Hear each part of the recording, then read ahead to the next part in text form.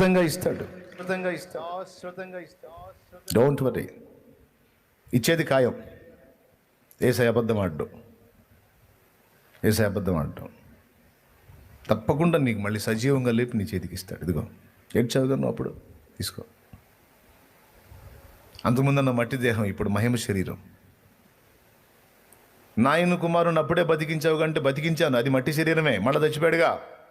లాజర్ను బ్రతికించాను, నిజమే, అది మట్టి శరీరమే, మళ్ళీ చచ్చిపోయాడుగా. కానీ ఇదిగో ఇప్పుడు నేను నీకు ఇస్తున్న ఈ శరీరము, ఇదిగో ఇప్పుడు నేను నీకు ఇస్తున్న నీ వారు ఇక ఎప్పటికీ చావరు, శాశ్వతంగా నీతో వారు, వారితో నువ్వు ఉంటావు. హల్లెలూయా.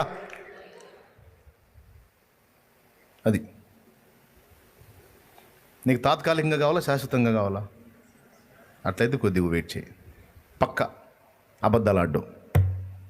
నీ మీద జాలి వచ్చిందనుకో, ఎంత అద్భుతమైన నీ కోసం చేస్తాడు ఆయన. కనికరం నీ మీద కలిగిందనుకో, కరుణ నీ మీదకి వచ్చిందనుకో, అది ఎంతటి కార్యమైనా ఆయన చేస్తాడు.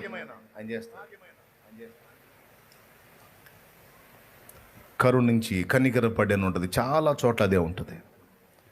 5 రొట్టెలు 2 చేపలు అద్భుతం చేసి 1000 మంది కడుపులు నింపి వాళ్ళు తృప్తిగా తినగా మిగిలినంత తిన్నారు. ఇక తినలేకపోయారు. ఇక కడుపు నిండా తింటేనేగా మిగిలేది.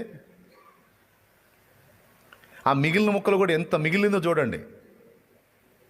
12 గంపలు మిగిలినాయి. అంత అద్భుతం చేశాడు అక్కడ. దేనివల్ల చేశాడంటే కనికరపడే అని ఉంటుంది. వారు ఏమి తినకై ఉన్నారు, వారిని ఖాళీ కడుపులతో ఇంటికి పంపించడం నాకు ఇష్టం లేదు. ఇప్పటిదాకా ఆత్మ సంబంధమైన విషయాలు తెలుసుకున్నారు, వాళ్ళ ఆత్మలకి ఆకలి తీర్చిన వాడిని వాళ్ళ శరీరాలు కూడా కాస్త కడుపు నింపి పంపిస్తానని. అది యేసయ్య అంటే శరీరానికి కూడా పట్టించుకుంటాడు. ఆత్మకే కాదు, శరీరాన్ని కూడా అన్నం పెడతాడు ఆయన. మేము గతంలో